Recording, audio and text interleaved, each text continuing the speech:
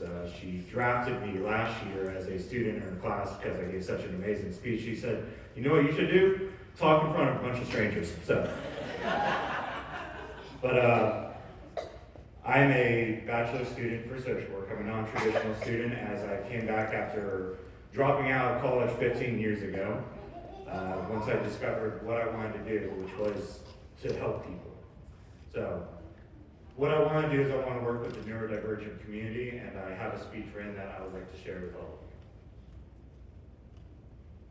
you. We wear the mask that grins and lies. It hides our cheeks and shades our eyes. This debt we pay to human guile. With torn and bleeding hearts, we smile. And mouth with myriad subtleties, why should the world be ever wise in counting all our tears and sighs? Nay, let them only see us while we wear the mask. We smile, but oh great Christ, our cries to thee from tortured souls arise. We sing, but oh the clay is vile beneath our feet and long the mile. But let the world dream otherwise. We wear the mask.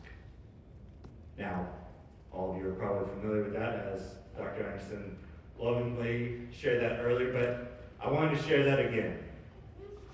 And I chose to share that because it stuck with me for over 25 years since I first heard it in high school. And it helps frame what I want to speak about today. It's not my place to analyze the original purpose of a beautiful poem, as Dr. Anderson has already given us a wonderful backstory to help frame where it came from and what its true purpose was.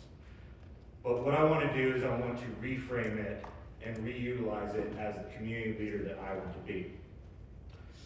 For those who don't know, in the neurodivergent population, there's a habit to do what has been collectively called masking, which is a sort of performance for that population to appear neurotypical.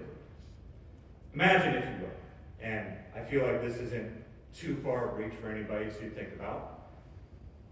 If somebody came to you telling that the way you are is not acceptable, that you instead must act like other people, that you must fit in because the way you are is disruptive and makes other people uncomfortable. If what I said makes you think of certain actions taken against other marginalized populations, I would agree. Part of my goal is to try and help diminish the need for this habit.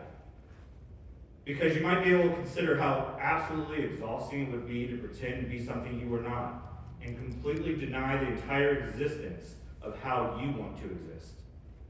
More than that, though, I've learned during my journey that many populations are not aware of signs that would help to guide to be tested for diagnosis of states like ADHD, autism, dyslexia, and other disorders.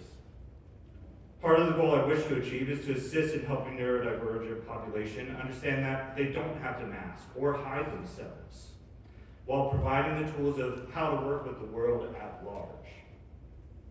But there's more to that. If it was just working with just the neurodivergent population, that's not solving the issue. What we then have to do is also work with the larger community, because all of our small individual communities make up the greater population of the human race. And so working with the larger community, helping them understand that no, they do not have to change for you, but you need to work together. This hopeful goal may be something that takes longer to see full realization than I may particularly like. It is a goal that I hope to push towards though, because the population greatly needs people to stand up for them. Wherever the path takes me though, I already am finding many allies and community members willing to help with such an undertaking. The path to understanding is a long, bumpy road filled with potholes that can make traversal difficult. Even still, it is important to find ways to be supportive, provide information for diagnosis, and help neurodivergent people to be the expressive and beautiful people they are, instead of trying to shove them into an ill-fitting suit. By refusing to shove them into something like that, it makes other people more comfortable. We can help increase understanding while promoting a diverse and creative world filled with innovation. This to me will be the much needed change, instead of just handing them a mask that grins and lies. Thank you.